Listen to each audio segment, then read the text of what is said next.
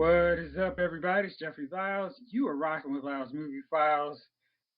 Hopefully, April wrapped up well for you. I'm about to go lose my mind, apparently, because the 49ers are going to draft Mac Jones. I'm not pleased with this, and I'm going to need to be talked off the ledge probably by this time next week. Little brother, how are you? Oh, after talking to you last night about the greatness that will be Mac Jones, I'm feeling good, man. We're probably going to look into Trey Lance or actually competent quarterback for us Broncos. Thanks for those just wasting draft picks. Yeah, absolutely. That's what it's going to be if we take Mac Jones. Fat Mac. Jay King, what's up with you? Oh man, cooling down here in beautiful, sunny, sweltering South Florida. Um, you're complaining about your team having draft picks and already being a pretty decent football team.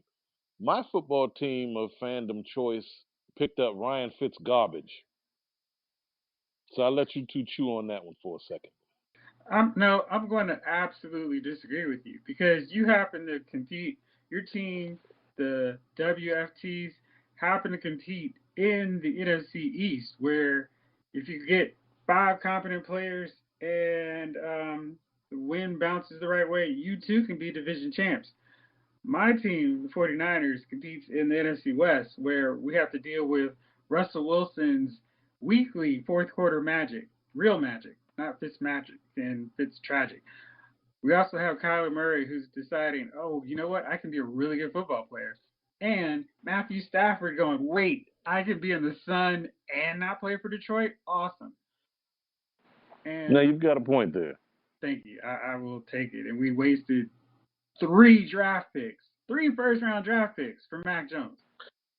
I want to hear that in November when Ryan Fitzpatrick has had his first 5-interception game of the season. You're not going to hear from me because I would have been perfectly fine with Jimmy Garoppolo dazzling the women with his tremendous jawline and then making some heroic play to get us back to the Super Bowl, provided he's not hurt. I would take that 50-50 shot than Mac Jones. It looks like he is 45 Mac years Jones already. I'm sorry. The Greg Oden of the NFL draft. I mean, he looks like he's 45. No, it's because of his body. I mean, neck down, he looks like your neighbor who long ago conceded dad bods are the winning choice for me. I'm married. I have 4 kids. What am I doing? I'm not going to compete in any Mr. Olympia. This is me. I've accepted it. Hey, hon, pass me another 6-pack. Make that 12-pack. No, he looks like the guy at your company picnic softball game that played a little ball in high school that's now out here like it's the All-Star game for the MLB. That's what he kind of looks like to me. No, he looks like Charles Barkley in that State Farm ad, no, Geico ad, where he's on the basketball court. And you remember back in the day what Charles Barkley used to look like. And you're like, man, this is, I mean, what does Charles Barkley have to work out for? Who cares? That's what Mac Jones looks like as a 20-year-old. Yeah. He's going to be athletic enough to lead you guys to a Super Bowl. No, he looks like Ben Roethlisberger right now. Yeah. When your flak jacket looks like you're wearing a donut around your stomach. Come on, man. Jeez. No, it's funny. Like somebody was on NFL Network. They were talking about how everybody's mad about Jimmy G for missing that pass in the Super Bowl. And they're like, in his workout, Mac Jones missed that exact same kind of pass. And right. That's what I was thinking. That's what I was thinking. I was like, you know what? You know who wouldn't miss that pass? Justin Fields or Trey Lance. I'm just. Thanks, guys. Good job. Yeah. So Jovon, if you've got any really cool offensive wizards on that Ron Rivera staff, please let me know in about 2 to 3 years. I'm actually pulling that if we're going to get Mac Jones, that we trade Jimmy G this week. And that way we can immediately start the face-falling project that is Mac Jones, McCorkle Jones. Ugh. And Kyle Shanahan can go off and be like his dad, completely crap the bed at his first spot, and then win multiple Super Bowls at his next spot where they're like, oh, no, we're not giving you control over anything with personnel. Here's the team. You win. You coach. You call you offensive. offensive play call. That's what you know Right. how to do. That's what you do. We just have to ask. We don't know who's going to be alive on Sunday, so. You know what? See the problem, man. I know this is not Lyle's Sports Files, but listen, this dude, he was like, I don't know how you can own up to people. I feel like my big thing in all these deals is like, if you just tell me the truth, I'll be okay with the truth. This Joker, this is his plan. His plan was, all right, cool. Jed York, owner of the Niners. I'm not signing because your team is a garbage fire. Cap was throwing to less than JV people. I'm not signing on unless you give me a 6-year contract. And Jed York was like, I ran the guy who made us relevant, got us the 3 NFC championships and a Super Bowl. This is on me. So whatever, Kyle, you got it. And in Kyle's first year with John Lynch, who was chilling in Fox in the commentator booth, he's like, yo, this Kyle Shanahan kid knows how to run an offense. I want to be his GM. These jokers both looked at each other in the face and said, this first year, let's just call it a wash, all right? Let's not try to do anything. We're just building the foundation. I know there are 2 quarterbacks in this thing, but I think we'll be okay with Brian Hoyer. This is problem 1. That's problem number 1. Then you go, hey, we were just trying to do a smokescreen to make people think we were interested in this Patrick Mahomes, but maybe he's good. Listen, John, it's okay.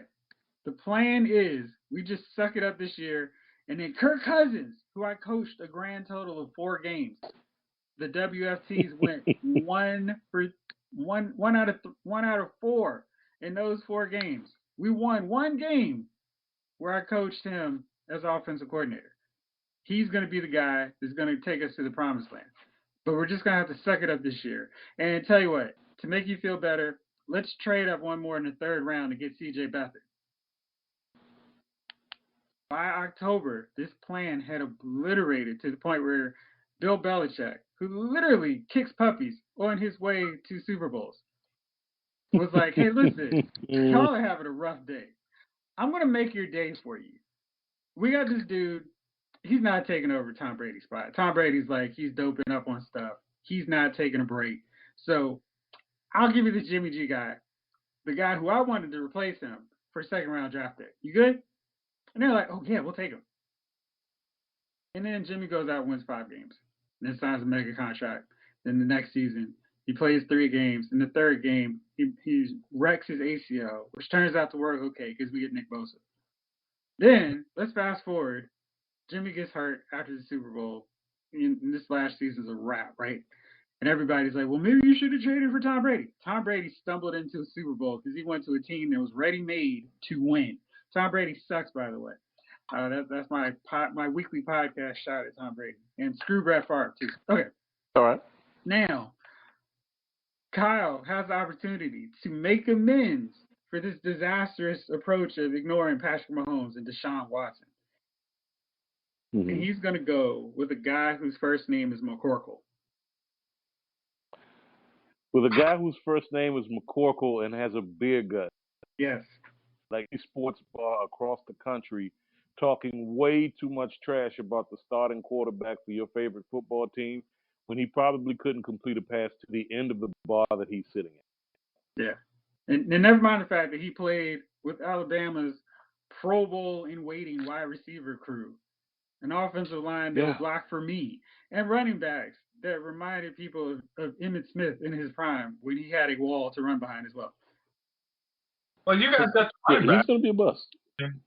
No, is he really a bust when you trade for that many first-round draft? That is a franchise-killing move. Like, that is the WFT, whatever the heck y'all call.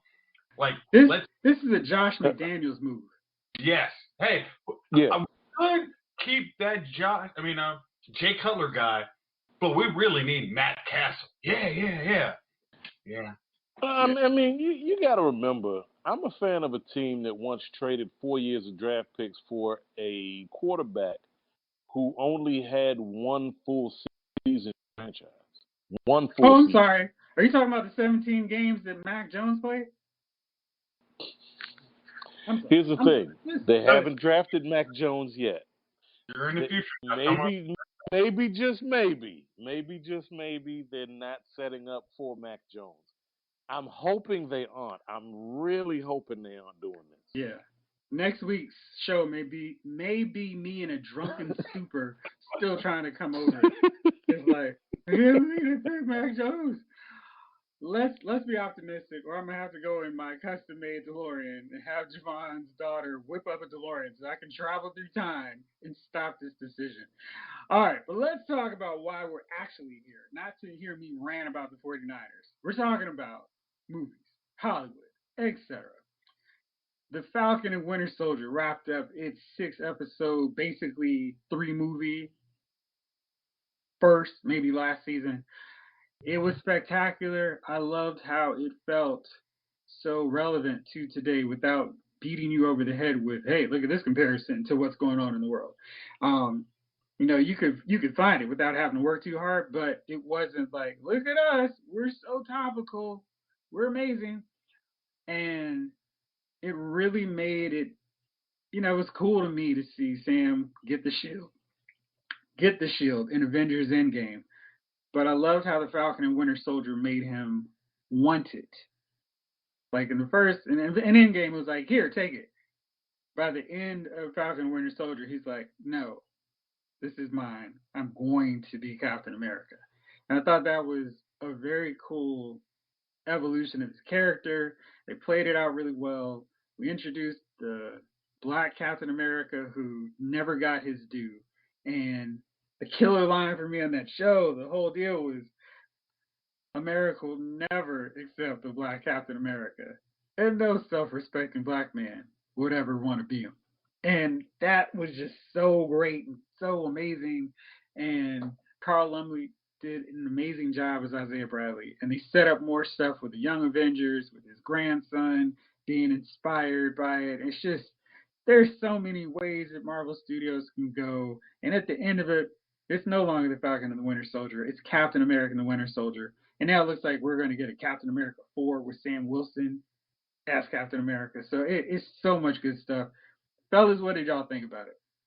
I think the series setup, did more justice in Falcon than could have ever been done by a movie. I think that was a great idea, especially at the end of Endgame. It's like, I knew someone was like, oh, they're going to bring young Cap back, because we can do some we can do something like the comic book. But by the end of this series, I didn't hear anybody clamoring for Cap to come back, even in a cameo role. It was like, no, that's Captain America now. And I think how Marvel did it right after that episode aired, they basically switched all social media and everything. So Sam Wilson is Captain America. They don't play that. It's like, Steve Rogers was the old Captain America.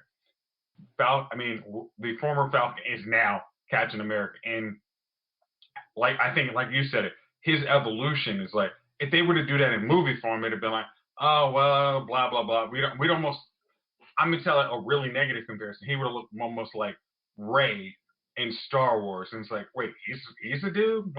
We understand because it was in the comic, but giving him actually time to evolve into that, I got it. I don't want it, but I see I'm the person who has to do this now.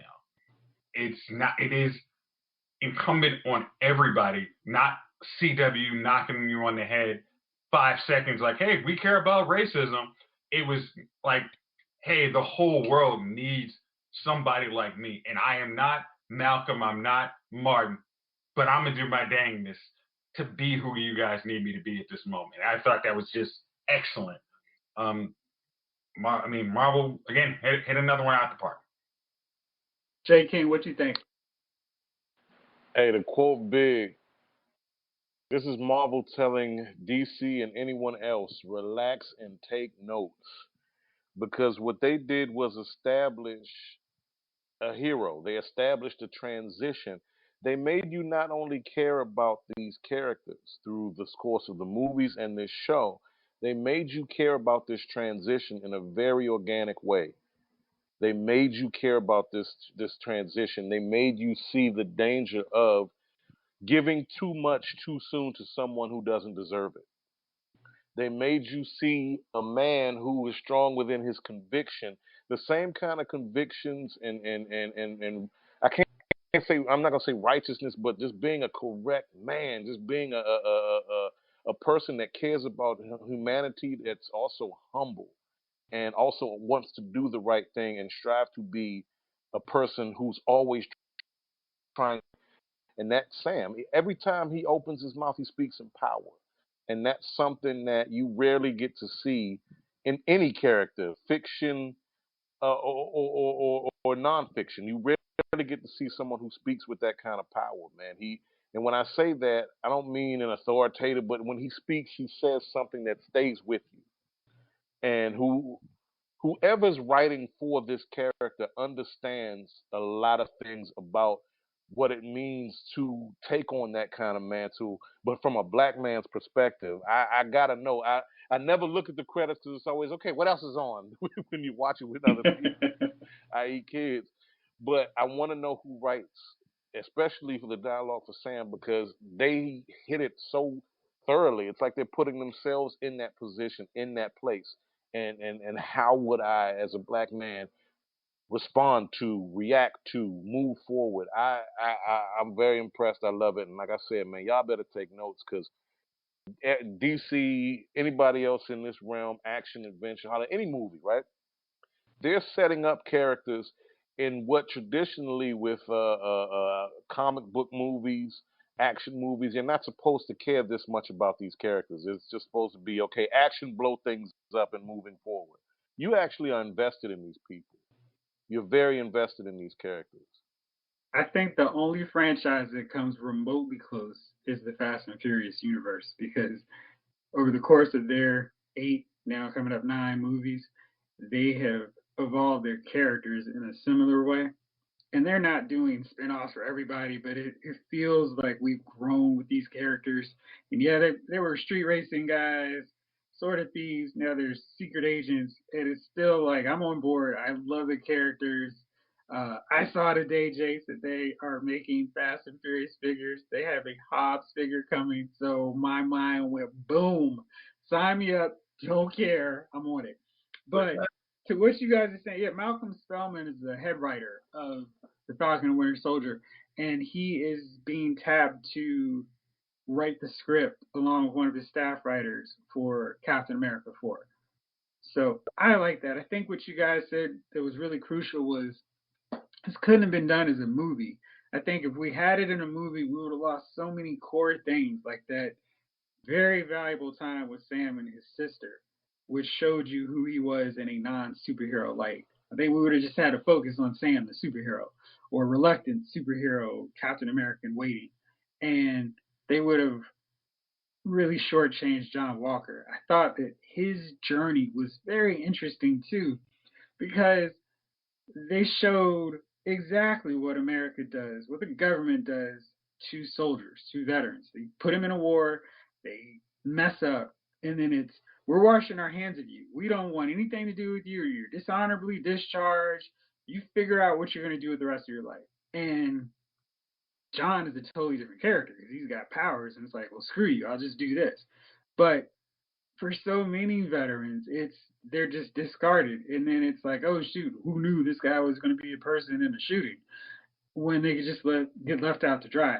So I thought that was a really cool subplot with him, and just how Sam got to do his thing, and then they set up a villain. I mean, it was just like there's so many cool elements to it. It's like, yeah, I see where they're going to go after this. It's great. One thing that I've been reading that I'm really intrigued by is people are going, Secret Invasion is a show. What if Sharon is a Skrull? Wow. Right. I was gonna say, there's nothing that says that she can't be. I mean, she could have gone in Madripoor, but then got replaced because they knew she was on the run. And now, is that? I mean, that last line in the Captain America and Winter Soldier is like, hey, now we have government secrets. Yeah. So now it's like, oh wow, that could work really well. And Secret Invasion has to have some characters that we've known that are Skrulls, that we've seen before as Skrulls. And it shouldn't just be the lower tier people. Like, it shouldn't just be like a Darcy or Jimmy Woo. It should be somebody of significance. And I think they've raised Sharon to a level where she's significant enough that Nick Fury and, oh boy, of course, whose name I can't remember, the Skrull who's been helpful, are trying to track down. I mean, there's so many different elements to that show that I'm really looking forward to. It's Talos. Talos, right. And Yeah. I should remember because I did a figure review of him, and that's kind of like the reinforcement of it. But yeah, so Probably good. Yeah, she's probably a good high candidate to be a Skrull. Like Maria Hill is probably another one.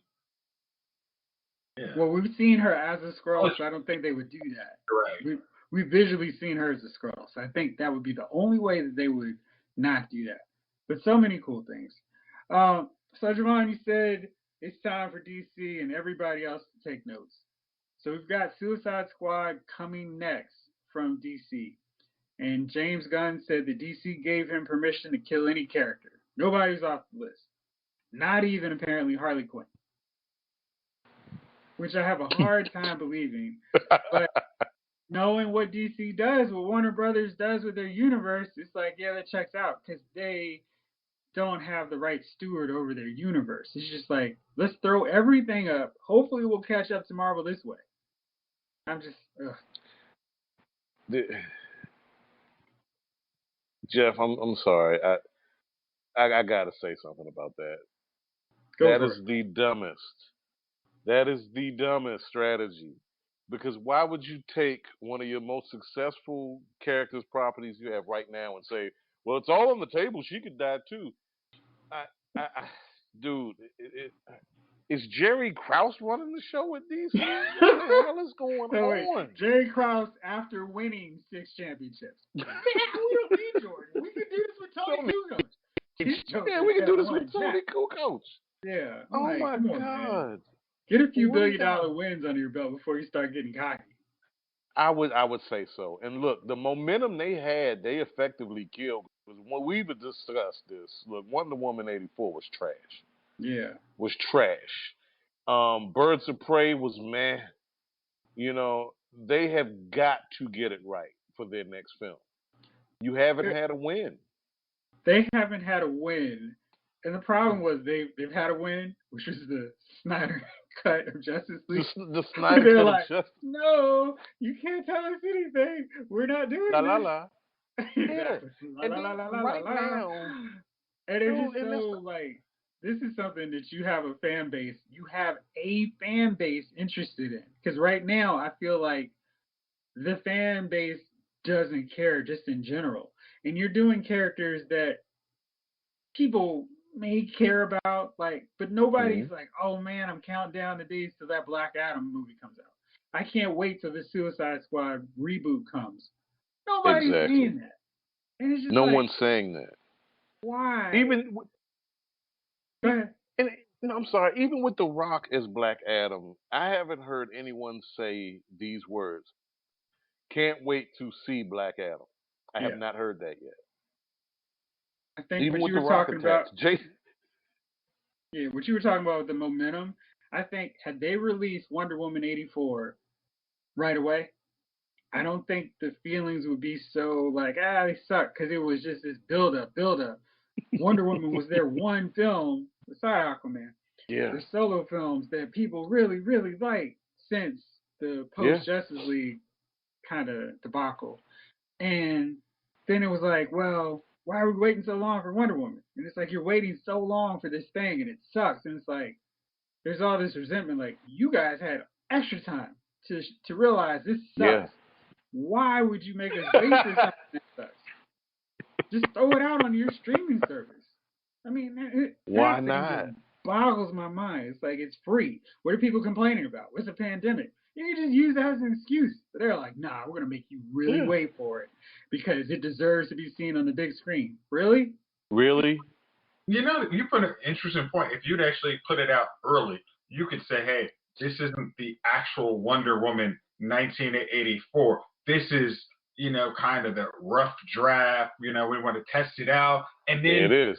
give you, hey, and we let Patty Jenkins, make a competent movie, and that's the next Wonder Woman movie. This is just the Wonder Woman TV show that we wanted to This give is out. the floater. Right. Yep. We just wanted to do a farted little this something. one out. Yeah. Like, we farted this one out for you for the pandemic because there's nothing else going on. Why not? Why not? It's like, why the heck not? And why, if you're going to have some trash, you're going to make me wait to eat trash? Because it's going to smell worse and taste even even trashier when I have to wait longer for it. Oh, wow, this is rancid. Was it sitting out for 2 months? Yeah. I didn't make it better, guys. If you're going to make me eat garbage, you better bring it right out. Yeah, it needs to be why there's steamy. no waiting. Right, yeah. Hey, that's why there's no wait for Golden garbage. Corral. Right. No maggots. Maybe in a turn of the tide, DC has announced we're going to get the FanDome once again in October. Now, I really thought they did an excellent job with hyping up things that maybe didn't need the hype in the long run, but I thought they did a really good job with it. And I was watching it from my hospital bed back then when it was going on. But I was like, this is great. There's so much content, so much good stuff. And that experience was cool. And I just really wish they had more stuff that I was excited about, because I'm looking at their lineup of things and I'm like, what is there to be excited about? The comic books are in this weird flux pattern. The movies, there's like, all right, we've got a Shazam sequel coming. We've got Suicide Squad.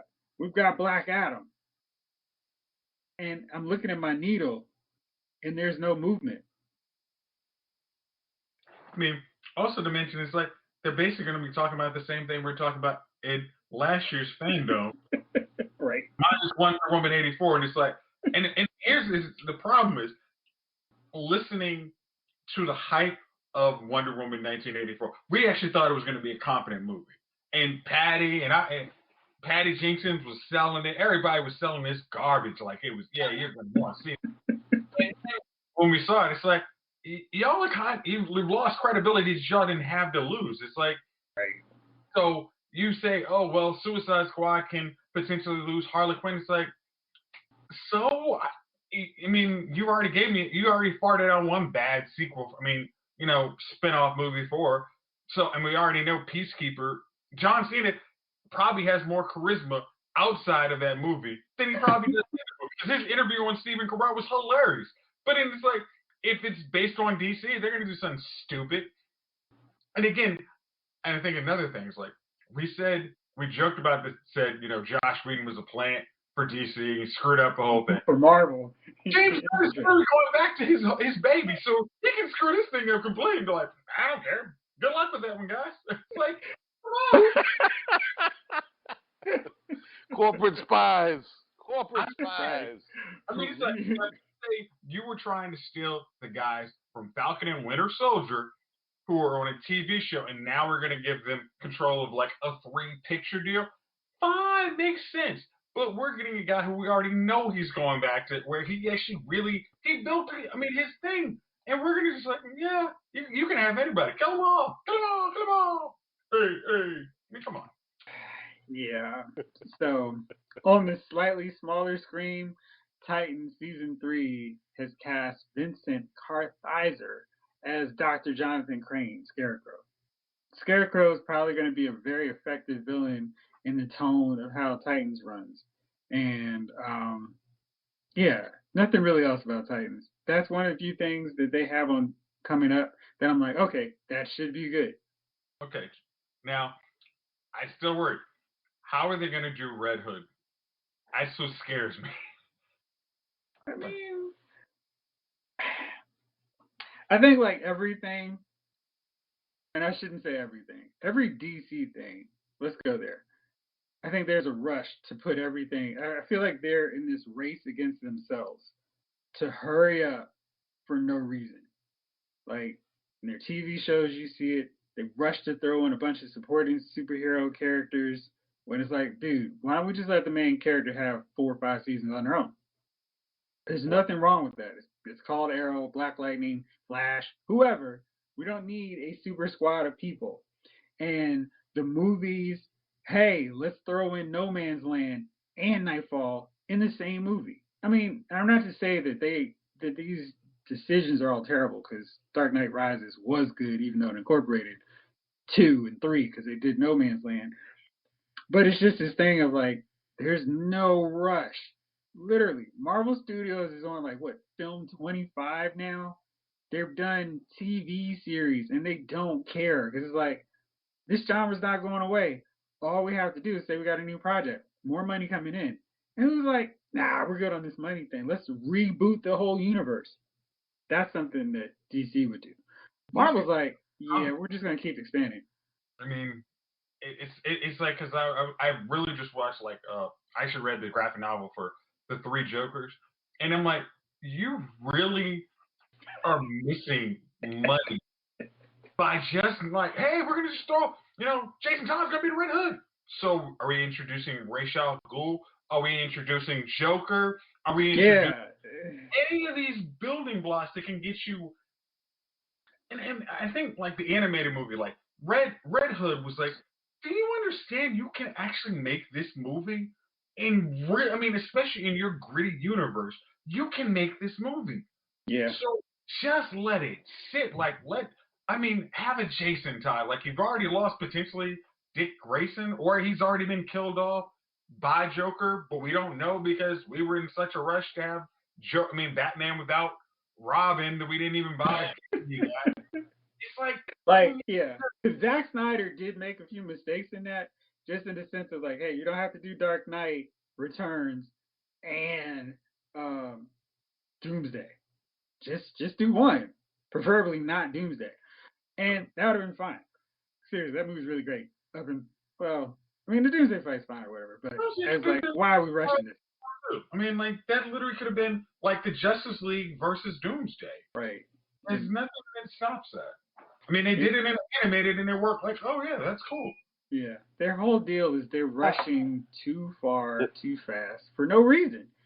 Marvel goes, let's do a Civil War story, and let's do a Civil War story, and then oh look, we can have different TV shows, we can have different movies based off of plot threads that we introduced in Civil War. Like in 2021, we're still paying off stuff from Civil War, which came out in 2016. 11.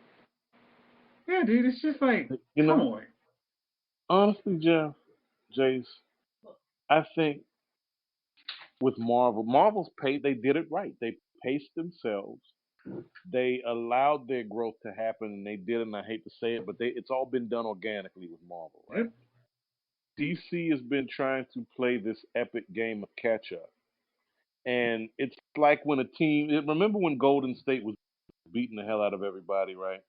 Mm-hmm. And everybody's strategy was, okay, we got to match threes with them. No, because you're going to fail. You cannot do it. You cannot do it. You need 2 points at a time. Right. And that should be DC's strategy. You need to put the ball in the damn basket. That's all right. You need to worry about. Or just make your free throws. How you make your free throws. However you do it, you have to do it. That's the point. Worry about having a successful property that they can hold their hat on. And build from that, build around that, and build from it.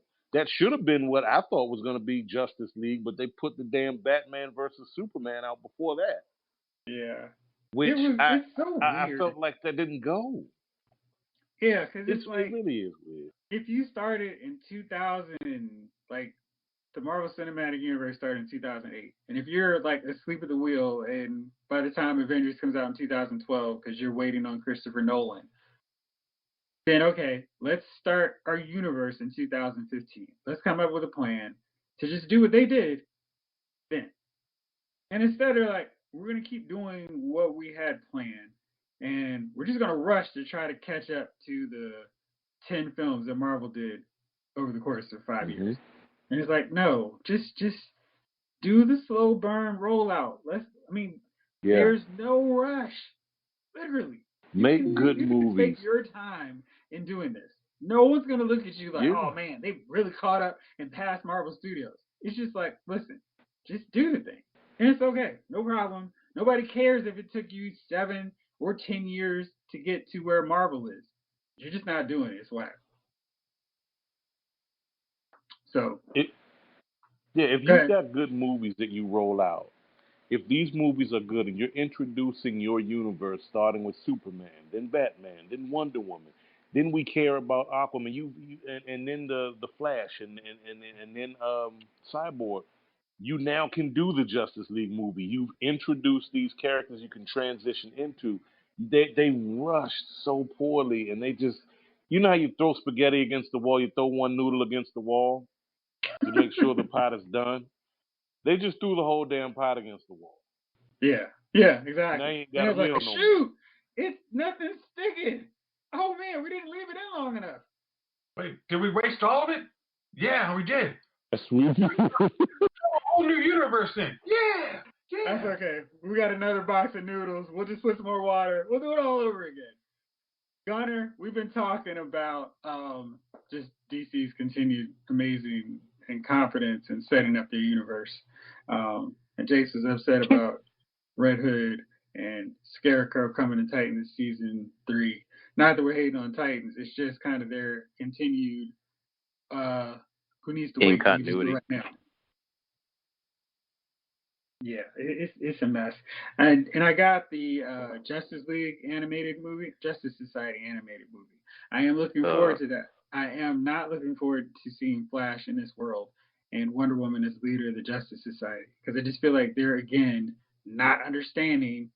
You don't have to just dumb your stuff down for the casual masses. Wonder Woman has her own movies, live action and animated. She doesn't need to be the featured player in a Justice Society movie. You use Justice Society as its own movie. You make Hawkman the leader like he was for decades in that team. You put in Green Lantern, Flash, Dr. Midnight, Hourman, Adam, Spectre, Dr. Fate, Black Canary, whoever.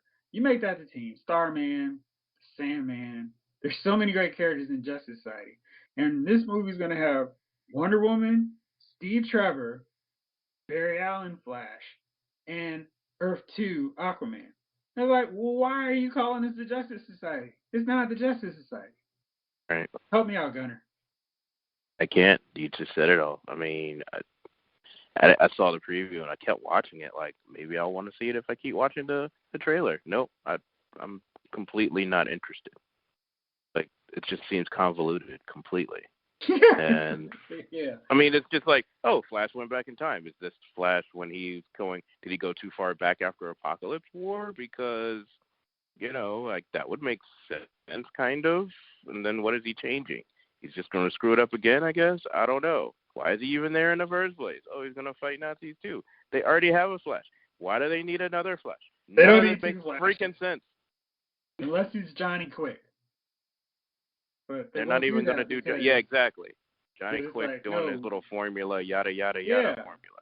No, he's not even going to just give me some all-star squadron, right? Dude, he's right.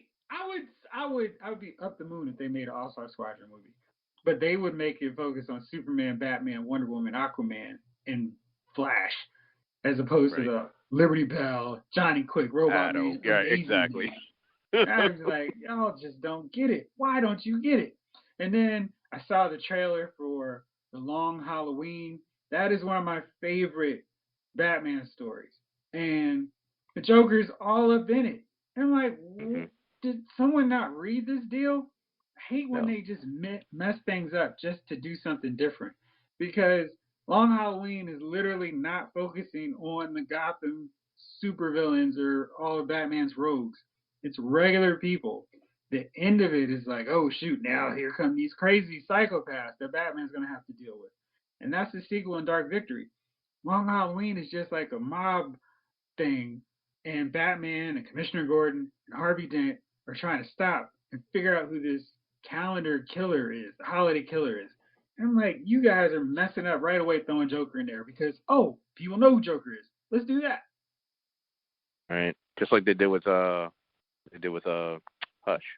Yeah, the Hush thing. Yeah. I mean, it was all good until right. Wait, what? It was all good until the end. It was like, wait, no, this is stupid. So they're screwing up their animated universe now, which they were doing so well, and they're getting passes because they're still somewhat riveting. They'll just have like these kernels of like, why is that there? And then it goes back to like being cool. i.e., not Wonder Woman, Jesus, Batgirl and Batman having a relationship, which is continuity fine in Batman Beyond, but this isn't that universe from what I understood. This is still 52 at that time, right? So none of that made sense. So I'm just like, no, leave the Killing Joke alone. Just leave it alone. Do it. Just do it. Yeah, just do it. You don't have to change these things. Quarter hour. I'm giving this thing too many passes, but I like them. But I'm always like, there's always something here. But speaking of animated shows and movies that just screw everything up when they don't need to, let's talk about Invincible, the show that does not mess around. They're just like, was this in a book? Cool, let's just do what's in the book. Are you sure? Maybe we should tinker with some stuff and make it different for the mainstream audience. No, let's just do what's in the comic book. That's a novel approach. Okay, let's try it. And Invincible is freaking amazing. It is so good just because it sticks to what's in the comic. Jayce, what do you think about this? I know you have gouged on these traits, so you're very familiar with Invincible. What do you think about the show so far? I mean, again, the series is a trade has been done for a number of years, so I can't specifically pick out, like, I can't nitpick stuff, but I can definitely say this is faithful to the source material. It's not making, like, Robot somebody he's not. It's not making the Mauler twins the biggest thing in the show because they're funny. It's literally like, yo, this is a source material. It survived for, let's say, 10 years as a comic book that it's a property nobody knows. This is some good stuff. Like, give it a very mature rating, and let's go. I mean, as much as I was messing with, like, Seth Rogen as being cast, and then it's like, Alan? Yeah, that's not a way to go, actually. I mean, Stephen Yu does a very good job as Invincible. And JK, I think, as you did it on your review in LowsMovieFile.com, JK Simmons is Omni-Man, really actually puts that perfect. Because it's like, you don't hit I'm not trying to spoil everything, but it's like, when he changed. We can talk freely about this. I mean, it's like, I haven't watched it all yet, nor have I read the comic in 10 years. No, I'm joking. I've read the freaking comic. Who cares? Like, I don't believe in spoilers in comics. Like, people are like, oh, you're spoiling Infinity Gauntlet. I'm like, if you hadn't read the damn thing, shit's been out since 92. Like, what the hell's wrong with you? So, no, go ahead, spoil this joint, Jay. Kill it. Yeah. I mean, like, you saw Omni-Man destroy the Guardians of the Galaxy. I mean, globe. And it was just like, and then you see him do it in front of the world, and everybody sees it. It's like, then it's like at the end of it, it's like, hey, Mark, we need to talk. So you understand what I just got? Oh wow! And I think, like, you gave it we need to talk at 10 out of 10. It's like the next episode, you're really like, how long is it going to take you guys to come out with season 2? Because getting from the destruction that is going to be Friday to season 2 is going to be like, oh, this sucks. I got to wait months for you guys to come out with season 2. I mean, it's one of the, I guess, as you guys are saying, it doesn't make sense when you have good source material. Just use it. Like, it doesn't help a new reader or engage other people by putting in stuff that doesn't matter. It's like, put in the source material, because the reason you stole from the source material is because it was good. Like, you don't need to have, what was that, the first the Superman Doomsday that didn't do, like, the Reign of the Superman, and was literally universally considered one of the worst DC animated movies, because it was like, how did y'all botch the Reign of the Superman and Doomsday? Like, this was stupid.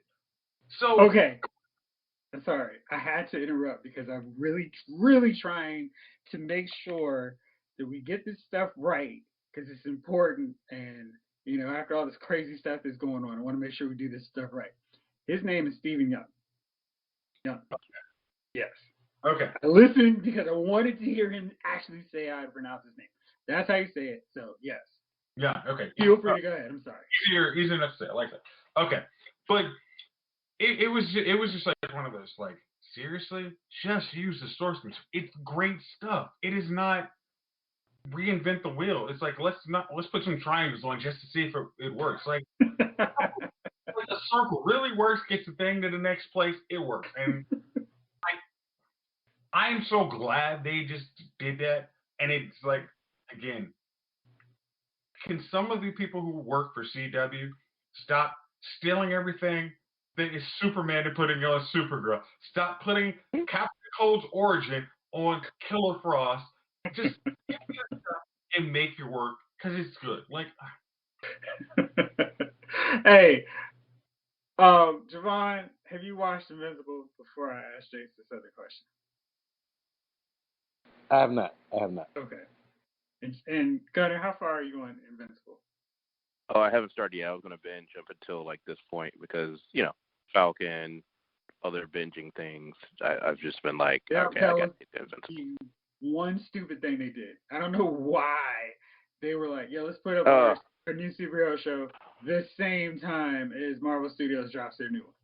Like, DC, let's give Warner Brothers this much credit. They were like, whoa, Falcon Winter Soldier's coming? All right, let's move Justice League up a day. That didn't happen.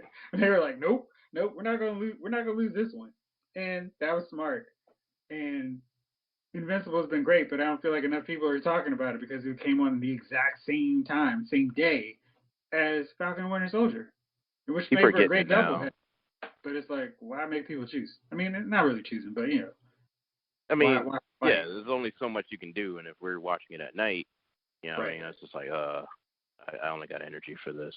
Right. But want to choose this one. But yeah, for me, I already kind of know the story, so I was just like, for me, it's watching it. It's just like I want to see it. I definitely was excited when I saw J.K. Simmons. I was like, oh, he's Omni-Man. This is gonna be great. I can hear his voice now. Yeah. Like on other acts and whatnot. And you know, I don't know how far they're going to go in the first season because I remember reading on LylesMovieFiles.com that there was a they kind of rushed a few things in the first couple of episodes that were like in the comics, so I don't know how much of the I don't know how much of the time travel they're going to do. I don't know how much of the whole stuff that happens to Invincible are they going to go for. That's way later. Sounds like later. It sounds like he's gonna end up So basically, Friday is the season finale, which is crazy. So the world's done so at this you point. Can binge it all at once. You too, Jovon, and get it all over with. I almost feel like Invincible is so much that binging it may be not the best way to watch it. Maybe like watch it over the course of 4 or 5 days. Because it's very true to the tone of the comic. So it has this mix of humor. It's super violent and super bloody. Right. It's like, yo, we're not shying away from this side of comic book superheroes. And I feel like the way the episodes play out is kind of better. Let them simmer for a second before like, all right, I'll watch the next one. And they're like a legit hour or 45 minutes. So you get a real episode. It's not like here's 20 minutes here. Here's 25 the next one. Anyway, it's great. Look, I've binged True Blood, man. Like I can handle the gore and weird shit. All right. Well, Jayce. So you've been doing saintly work, continuing to watch Supergirl.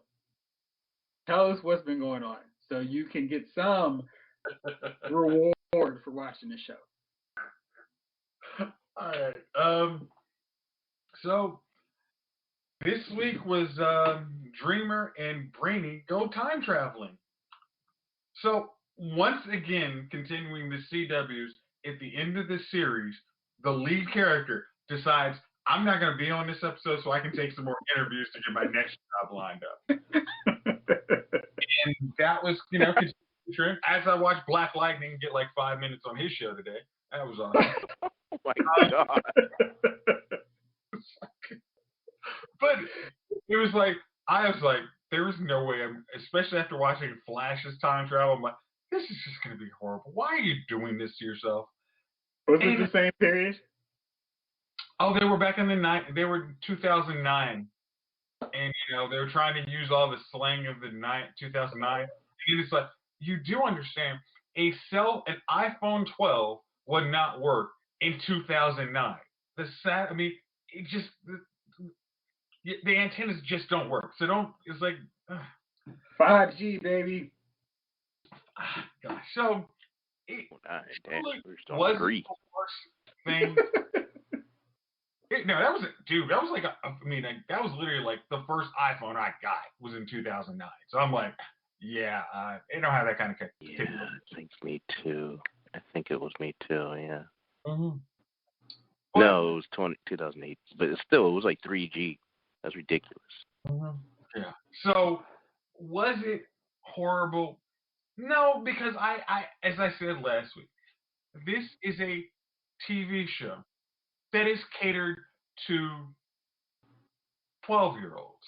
Like it's very non-harmful. Like we have a bounty hunter that has like basically looks like Brainiac should look, and he's like, it's like you guys, so cute, especially after watching Winter Soldier and Falcon. I mean Falcon and Winter Soldier. It was just like this is a bad call to watch these in the same day, and it was just oh my God. Especially, I get Sam's line like, "Hey, y'all can clear a force in an email." I'm like, "Man, tell them." And then I got, "Hey, Brainy, yeah, YOLO, what up?" I'm like, "Wow, this is bad." Well, I'm not doing this myself, but I do it for this podcast. It's no other reason, or I'm a sadist. I wish. Whew, I don't know, man. I'm starting to change my nomination for Dummy of the Week. Not gonna lie. All right, last week I talked to you guys about Mortal Kombat, and I was excited about the movie. On our text thread, you guys were not. Jovon, I'm going to let you start off. What was your thoughts on Mortal Kombat? I wanted to I'm honestly, Gunner, you summed it up with something you say. You display how it should be done with a text, and I want you to speak to that. I really want you to speak to that because you nailed it. You should actually be running the DC universe for Warner Brothers because there was actually a plan there to introduce characters in a storyline, right? This was another one of these cases where I wanted to like the movie, and look, based on the first, like Chief said, 7 minutes of this movie, I thought we were going to be in for something really good here. It just went left. It went left, and it kept going. It kept going through the barrier, man. It's like a video game when you can't go this way, and they keep trying to redirect you back on the path, but you keep the wrong way out of the screen. Now you're in the ether. You're in the code where they didn't even finish, right? That's what Mortal Kombat was. Like I got a problem with a few things. I don't know what we're supposed to care about the main character, his life story, I don't care. I don't know who he is. All right, hold on real fast. In fairness, I said there was one addition that was terrible. He was the one addition. Yeah. He was the one addition. Yeah, he added 0 to the movie, and he was a charisma vacuum. And I hate when the new character tells established characters in any property I like, here's how you do it. I'm rewatching Transformers, the old school cartoon, and Spike is telling the Autobots, here's what you do. Like, listen, Spike, stop getting in trouble. Look, Spike. You can't advise Optimus Prime on anything, okay? Look, Spike, just sit there I can and be happy you're around for the ride. Okay. Look, Spike, I can appreciate your input. I can. I really can. But I could basically squish you in between my index and thumb. Shut up. So see what Spike's like, guys? Follow him. Follow him, please. He listens and shuts up. That's what you do. Like, look, dude, 15 minutes ago, you ran back home to be with your wife and kid in some trailer park. You don't get to turn into an ashtray, a human ashtray, rip Goro's arm off, and start telling people what to do. Okay, Sonya and Jax actually like face combat sit and you're sitting here with the power of an ashtray and a nightstick telling them this is how we're going to tackle other world beings. Shut your mouth, stupid. You don't know what you're going to do. 15 minutes ago, you were pissing your pants, looking for the first portal out of here. Now, all of a sudden, you get slapped across your lips by a four-armed giant, and you're giving orders. Shut up. Sit down. God, look, that was one issue. That was one problem I had with that movie, right? Raiden was all sizzle, no steak, man. I know that's supposed to be for the build up to the eventual Mortal Kombat 2, 3, and whatever, right? But Jesus, man, you got Raiden out here. He's obviously the most powerful of this group that we're supposed to be rooting for. Give us some Raiden time, man. They a key character out the gate. Shang Tsung, we don't have anymore, right? But we have Ashtray Boy, and we're getting Johnny Cage. Look, there's a lot to unpack. There was a lot wrong, and I know I'm missing stuff. And in the effort to save time, I'm gonna I'm gonna move on. I'm gonna stop because I know I want to hear what y'all have to say because I can go on. Please, somebody else go, please. All right, Connor, what you got? Listen, this turd. I was psyched for this joint, and I'm just keep looking. I'm like, yo, this first couple of minutes, okay, they're gonna tell the story about the other ones, right? We get some whack ass, look like Cobra Kai with a cage match with some dude. I'm like, okay, who is he supposed to be? And I just keep waiting for who the hell he's supposed to be. I'm like, okay, he's the descendant of Scorpion. I don't remember that in any damn video game. I ain't gonna say I'm up on all the versions of Mortal Kombat, but this dude's made up, which is already strike one, right? You know, Jovon already said that, right? Like strike one. Like, who is this dude? He wasn't even a character in the comic. You can't even, or not a comic, excuse me, the video game. You can't even create the guy, right? Like, he's not even like a AB, dude that you create. Like, you know what I mean? Like, he's just a random dude they threw in the story. Great. So that's already strike one. Number two, I mean, what a letdown. After the first couple of scenes, you're like, yo, this movie's going to be tight. No, they just spend the whole movie running around, freaking dude from the Tyler Perry movie and True Blood just get his arms ripped off in the first two acts. And I'm like, then they give him baby ass arms from like Scream or Scary Movie 2. And I'm like, what the hell is this dude? They just came, and the shining star was Sonya's freaking martial arts skills because it looked like they actually hired a martial artist. And then Kano, who was basically Doug from House of Lies. I remember I texted Jeff like late at night, like, yo, this Doug from House of Lies. He got range. He was the highlight of the whole thing. I was like, yo, he got range. I love it. Too bad he's not a martial artist. They totally like, what's his name? They totally John Saxoned his ass. You know what I mean? I'm just like, this is like what they do at Enter the Dragon. Like, here's some dude that can barely lift up his leg, so we got to pretend he's a great martial artist when he can't even like do a real roundhouse kick. I'm sorry, I just remember John Saxon on the golf course trying to do a tornado kick. It was the funniest thing I've ever seen. That's what basically Doug looked like. I'm gonna call him Doug. He ain't Kano. But it was fun because he added some levity to it, right? But yeah, like Raiden in fight, he's just putting portals up and barriers up. Thanks. And then Shanks, like the main character didn't fight. Like the main bad guy didn't fight. Like nobody really fought. It'd be one thing if they were at, if this was a I said this for real in the test, man. If this was a Sub-Zero movie versus a Scorpion movie, and then leading up to other characters for like 6 or 7 movies, 5 or 6 movies. You could, this would be, and then leading up to actual Mortal Kombat. Do you know how many years they can survive off of this joint, man? And how many more games they can just throw out there for no reason?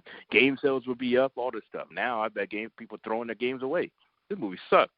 That bad. I'm trying to tell you. It was like the greatest movie, like in the beginning and then the end. You know what I mean? When Sub-Zero and Scorpion were fighting. It was a great storyline, backstories of why they fighting. Perfect. Beginning and the end. And then in the middle, it was like a Power Rangers episode from season 1, just in the middle, with like Zack doing some dancing freaking kicks and you know what I mean? Like you got Kimberly flipping around. She ain't even have her powers yet. Just Kimberly flipping around and shit. Like you ain't get this ain't, and I'm talking season 1. You ain't got the Green Ranger yet. Like the movie was quite terrible. The movie was shit, dude. Like that's where I'm at. That's where I'm at, man. I'm gonna be upfront and Scorpio. tell you that I liked the movie. It was fun. I don't care. I don't need. I've been watching a lot of crappy movies, in fairness, but I enjoyed it. Jayce, did you watch it? What do you think? Yeah, I watched. Okay. Good. I think we all admit the studio mandated character sucked. Like, that's the easiest thing. He was just bad. It's like his power, like, I think Jovon said it accurate. He's an ashtray with some handlebars. Like, ashtray, bitch. Yeah, it's like, I mean, for him to beat Goro was like, really? Y'all, Goro's like second movie bad guy versus to lose to this guy? Come on. That's when they jumped the shark, right? That's when they jumped the shark. Where he jumped Goro, he jumped the shark. I was sitting there like, that was good. Hey, Gunn, when they introduced his power as being a cigar ashtray, I was done. Now you're fighting Goro, and now this is when your lame ass power comes into effect. Really? And this is all you do? He spawns a nightstick, a copper nightstick. Bye. Go away. So he's gonna turn into Scorpion and be like, all right, cool. Nah, it was just a random ass motherfucker with nightsticks. Random terrible power. Right. That was Well, he's a terrible character. We can't give him all that. All right, Jayce, go ahead. So, yeah, he was bad. There's no apologies for him. I think we all can admit that. I think and since everybody, I'll say this, I like the movie. I think it sets up a good franchise, even with the first one a little rough. But I have the critique of that. I think Sun Tzu was poorly cast. I think it's the one in the first movie looks like an intimidating dude who looks like he can fight. I mean, the guy from Batman, Dark Knight, he doesn't look like that dude. I mean, it's just he doesn't look like a fighter. Even him sucking the soul is that. Yeah, you could have got anybody to do that. I mean, there was no intimidation factor. Like the dude from the first Mortal Kombat movie, his soul is mine. This guy, yeah, his soul's mine. I'll take those. Yeah, that's cool. That didn't work. Belongings will be safe. Yeah, again, I'm hoping before they do the action version, they recast him. Because I mean, the dude's a good actor, but that's just not the right role. This was supposed to be an action version of the movie. This was terrible. No, I mean, like. Remember, like it's like Mortal Kombat. We're trying to build up to the point where everybody's fighting. I mean, we're supposed to be going to the fight where Liu Kang is actually beating Shang Tsung. So it's, I mean, again, Jeff, I think is probably paid more Mortal Kombat than me, but it's like it builds up to something like that. And I mean, that's why we lost Kung Lao early on because he does. I mean, that's kind of sets that up. But, Jayce, I had to say that. I'm sorry. We were watching Mortal Kombat. You hit Shang Tsung on the head. My wife said he looks like the guy who we worked with. He was our loan officer, our mortgage officer. Like she kept saying, I expect him to say, so you guys thinking of refiring yet, or what's the story? Here, Mark. He's not intimidating. Like, I kept it low right now. Your interest rate is low. Yeah. Yeah. It's like your balloon mortgage is mine. I'm sorry. That's what he looked like, though. He does this very well cast, like in the Dark Knight, is the banker. Like, he's not an intimidating dude. The wig on him doesn't look good, but he's like, you try to make him the big bad. It's just not. It didn't work. I mean, that just 100%. We got two things that didn't work. I was Cinemax movie, man. Cinemax. It's a Gary Daniels like late night, right before Shannon Tweed come on. like martial arts movie that used to play on Cinemax when we were kids in the 90s. That's all I see. All right, Jeff, can I ask you, isn't Sub-Zero kind of most of the time the good guy and Scorpion's the bad guy? So tricky thing about how they set up the mythology, they alternate. So in the first two, they have a very long continuity where they actually stick to it. But I believe in the first one, Sub-Zero is like the villain, and he kills Scorpion's family, and it becomes like this evil, burn them all to the ground kind of thing. And then later on in the series, they're both good guys. Okay. Yeah. Well, all right. Well, that's I can work with that, and then they can do whatever the heck they want. But it was just like that kind of threw me for a loop. But I think the Easter eggs, like, hey, we're gonna find some new guys. We can, expand the universe out. We can go to Mortal Kombat for the actual Mortal Kombat. I'm willing to give this one a chance. This is not Street Fighter, Jean-Claude Van Damme. Like, there's no way in heck I'm signing on for part 2. This one, I'm much more willing. Like, you know what? You gotta set up your universe. It doesn't have to be a Marvel quality universe. Just start me off with a good baseline.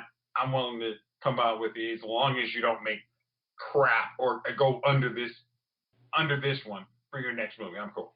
Okay, cool. All right, fellas, it's that magical time of the week. Let's wrap this up. Who are your nominees for Dummies of the Week? Jayce, let's start with you. Is my usual Dummy of the Week spot number 1. My Dummy of the Week is going to be Mr. Dennis Randy Quaid for trying to run for California governor because he's mad that he and his wife got arrested for not paying a hotel fee. So now he wants to be governor of California to have a little revenge for that. I mean, this isn't National Lampoon's Christmas Vacation, so I'm an idiot. So Randy Quaid is my Dummy of the Week. Gunner, how about you? I don't really have one, man. Okay. Yeah. J. King. Oh, the makers of Mortal Kombat. Ooh, sorry. Yeah, exactly. Whoever thought Mortal Kombat needed an extra character, that's the Dummy of the Week. All right, J. King, how about you? Folks who decided that it wasn't, or this movie didn't generate enough box office revenue that they wanted, that we didn't get a sequel, which they opened and left the door open for when they made this movie, and it's an unsung gem. We always go back to it. The Last Boy Scout. I watched this movie over the weekend, and I could never truly appreciate how great this action movie is. From how great was it, comedy Joseph? standpoint, how great was it, Joseph? I just want to hear you scream. I mean, I love you had Milo, you had his foul-mouthed little turd daughter that you just wanted to shake her. She was terrible. But she was a smart kid. God, she was smart. Yeah. She brought that stupid furry Tom with the gun. Oh, come on, that was man. the dumbest thing ever. Oh my God, it was great because I was like, "Ooh, what is she gonna do?" When I was, when we were like 8 watching this. Yeah, you're like, you're a kid watching this movie. You're like, "Oh man, what's gonna happen?" Hey, that was a good idea. Oh, it's a great idea. She was the MVP. She was the MVP. Corey was the MVP. Oh man, God. You know who was really MVP? Yeah. Terrible bad guys in that movie. The $2 pimp. Bang, the first baby. baddie we got. Yeah. Oh my God, that guy. Touch me again, I'll kill you, guy. Man, that movie gave us so many gems. Head of Gut. Oh man, Shelly Marcone. The over the top Southern. Hey, the Southern billionaire bad guy. He was. Hey, the Simpsons probably. I always think that the Simpsons plucked or used that guy as their inspiration for Texas Millionaire. Hell yeah. For that character. Yes, but Shelly was inspired by Foghorn Leghorn. Yeah. Little Foghorn Leghorn, they missed the mark, man. And I say that because Danielle Harris was on something where she said of all the roles, this is the young lady that played Yeah, uh, the daughter. yeah, his daughter. Yeah, she said, I would love to come back to that role. I would love for us to do a part two. And I was thinking, man, damn, they really missed the mark. You really couldn't even pull that back out 30 years ago. So much time has passed, but I they watch really it. missed the mark. We could have, I'd watch yeah, it. I would have watched You it. know I why would they still. didn't do that, right? You know why they didn't do it, right? Mm-mm, mm. Damon Wayans and Bruce Willis. Stand and each other. Bruce Willis did Oh, not get along for shit no. at all. Dude, they had great chemistry together. Did not get They're along. good actors. Apparently, Damon was a little bit of a prima donna. I can imagine. And Bruce Willis was not having it. And then they just didn't get Wow. along from that point on. So Oh, damn it. you couldn't I'm tell. Homie Clown. What are you talking about? You Homie couldn't. don't play that. Damon don't play that. All right, my nominee for Dummy of the Week are the Academy Awards. They decided the show must go on, even though no one's been in theaters for over a year. We're going to give ourselves a big pat on the back and, hey, you guys did amazing. Yes. What are you wearing, by the way? And it was one of the lowest rated Oscar shows ever. That's not why I'm putting this as my Dummy of the Week. It's because they decided, let's mix up the format. Normally we do our best actor, best actress, and then we wrap the show up with Best Picture, because that's presumably what everyone's here to see.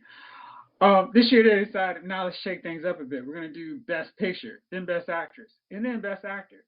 Because basically every award show, or every award that's been worth a darn, has given Chadwick Boseman the posthumous award for his performance in Ma Rainey's.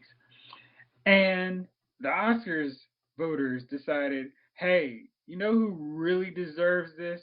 A guy who may not ever get another Best Actor award and an up-and-coming guy. Let's give it to Anthony Hopkins. Let's do that. And so Anthony Hopkins was not there due to COVID protocols. He's in England. And so the show just has to end with, hey, Anthony Hopkins won, and we're accepting on his behalf. Good night, everybody. That Bama didn't know he won until the next morning. No, dude, he was trying to do it, but they wouldn't let him do Zoom and accept his award. Wow. So it was just trash because, I hate the Oscars. I've watched them. I hate watching, basically. I decided this year I'm choosing me, and I watched all of 5 minutes of it this year and still managed to get pissed off. So that was spectacular. I'm going to put myself in that as well, the dummy, because I should have known better. Any chance. They had a 3 in 5 chance of picking a minority actor, Stephen Young, Riz Ahmed, and Chadwick Boseman. And then they had Gary Oldman and Anthony Hopkins. I should have put money down on Anthony Hopkins or Gary Oldman winning just because Oscar's going to Oscar. But yeah. I mean, the fact they had Lakeith Stanfield in the Best Supporting Actor category, at that point, you already knew this something was stupid. So, yep. I'm going to say it on here.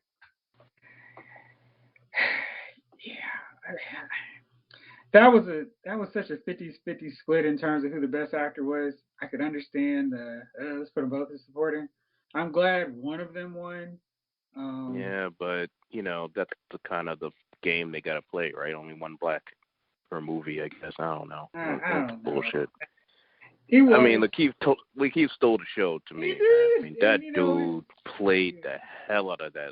He does that in every role. What? So I feel like he's got a Best Actor Oscar coming at some point. It's just inevitable. Absolutely. I feel like him and Michael B. Jordan.